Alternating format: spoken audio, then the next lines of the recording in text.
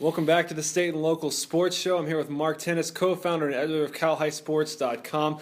Last time on the State and Local Sports Show, we talked about the unveiling of the Sac-Joaquin Section basketball playoff brackets. There have already been 3 nights of action so far, and last night for the large school boys basketball teams in the area, it was somewhat of a Black Wednesday, if you will. All 6 of them, 5 in Division I, 1 in Division II, were all beaten, several of the games soundly. Even St. Mary's, number 8 in Division I, the lone team with a home game, went off to an 11-0 run, start the game against number 9 Wood, but ended up losing 59-56.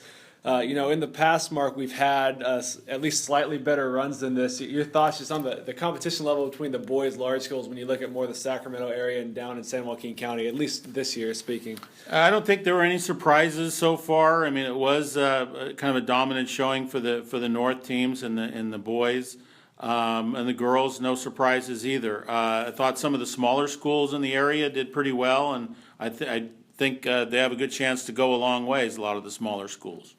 In Division IV, Calaveras boys basketball wins a close game over Foothill. They get to be the Redskins for another day. They play at West Campus of Sacramento on Friday in a Division IV quarterfinal. They win that game, they get an upset, they'll be guaranteed to go to the state playoffs. More notes from boys basketball brackets in Division V. We'll get a rematch of last year's Division V title game between San Joaquin County rivals Brookside Christian, Elliott Christian. Elliott Christian upset Sac Country Day last night, so Brookside will host them on Friday at 7 p.m. in a semifinal, a locally flavored semifinal there. Now, it's a transitional period, as we talked about, for Cal High Sports. You guys are coming out with your preseason state softball and baseball rankings, and there is a local mammoth here down in Manteca. East Union softball ranked 10th in the state. They were the Sac-Joaquin Section Division III champions last year. They did lose one heck of a player, and Cherish Burks is going to Oregon, but they bring back pretty much everyone else, including Sam Owen, who's our all-area player of the year. How did you guys kind of stack up those rankings, and what does it take for a medium school team like East Union to really push their way to such a high ranking? Well, being as good as they were last year, I mean, they were pretty much universally regarded as the top team overall in the Sac-Joaquin section based on some of their key results. They actually probably could have been even higher than 10th if they had gone out and scheduled appearances in some of the bigger tournaments in the state, like if they set up a trip to go to Southern California and play at the Michelle Carew Classic, or play over in the Bay Area at the Livermore Stampede, where they'd run into teams like Mitty and some other Bay Area powerhouses. Their schedule still lacks that kind of luster. So I think they could actually be higher if they had a tougher schedule. But they are 10th, and they have a lot of great players. They only lost one, like you say, and we'll see how they do. But they could go either. We'll just see how they do. It'll be interesting. Also looking at those softball rankings, I know they didn't make it in there, but you mentioned that St. Mary's softball is pretty well regarded too. They had a nice season last year, winning the Tri-City Athletic League, but most importantly, their top player, who is a great pitcher and hitter, Carly Morphy, is a sophomore, is back.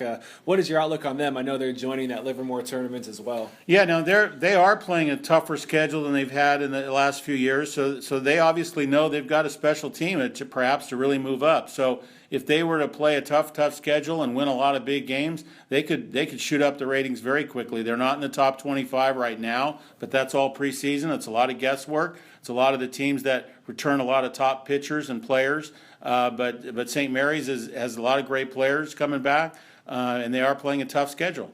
A lot of returning talent in softball, especially in the Sac-Joaquin section, but a lot of the top guys graduated in baseball. And as you were saying before we recorded this show, very wide open, especially down here in the southern part of the section. I mean, you saw last year Tracy kind of as an underdog, came a couple of plays away from beating St. Mary's in the South Final and moving on. I think preseason Tracy will win that South bracket down the line. They just have so much returning talent, including junior pitcher Cody Bolton, who's a Michigan Verbo commit. What are your thoughts looking at the Sac-Joaquin section baseball slate and just knowing the parity that's to come?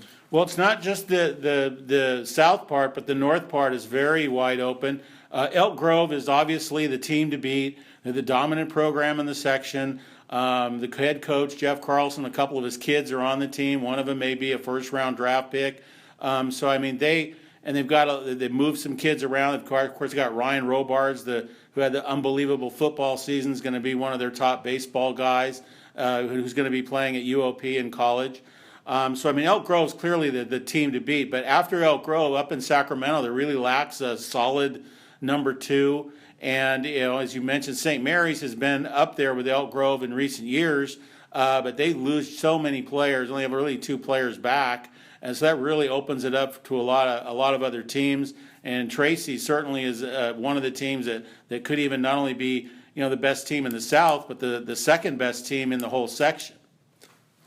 Looking at what you said there, a couple of thoughts. One, Ryan Robards, the Sac Bees football MVP, UOP baseball commit. How many Division I baseball commits can also kick a 50-yard field goal? That's a very small number. And looking at St. Mary's, they do lose a ton of talent. However, they do have a great early candidate for our All-Area Player of the Year in Jaron Silva, senior UCLA commit. Guy could probably make it to third base by the time I hit first base. He's incredibly fast, great player, so he's one to watch. Mark Tennis does a weekly column for us here at The Record, and this week you're dreaming ahead to late March and some potential basketball championship action. If you could kind of tease to what you wrote about this week, that'd be great. Well, I teased because, I'm a historian on California high school sports, go back about 30 years or so, and so I'm always looking for the dream scenario endings to a season.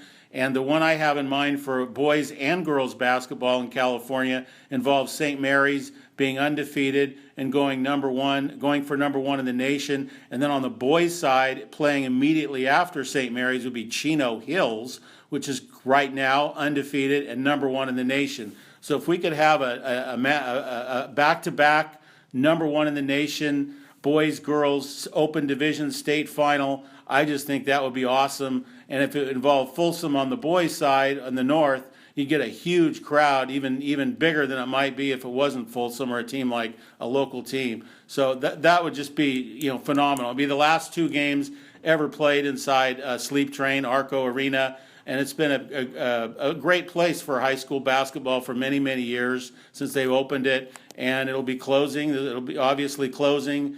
And the new arena downtown will be open next year. So what a great way for Arco Sleep Train to go out with a back-to-back doubleheader like that. Absolutely, that would be an exceptional day. And CaliSports.com, the Gold Club membership, all of your state rankings, record books, insider content, less than $20 a year, less than $2 a month. And Mark, thanks for joining us as always. Thanks again, Thomas. Do it again next week.